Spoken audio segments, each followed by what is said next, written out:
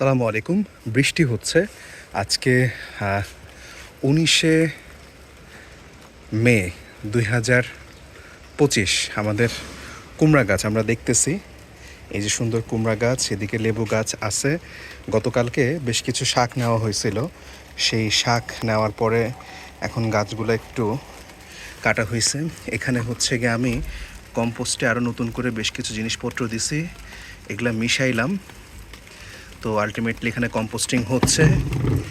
এদিকে আমাদের নিম গাছ আর এদিকে চেষ্টা করতেছে যেন কোনোভাবে পানি না জমে। তো দেখা যাক লেবু গাছের কী হয়। আসলে আল্লাহ তাআলা রহম করুক।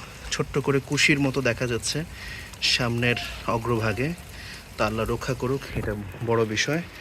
আর এছাড়াও এই যে বৃষ্টি, ছাদের মধ্যে বৃষ্টি হচ্ছে, আর বেশিক্ষণ থাকা যাবে না।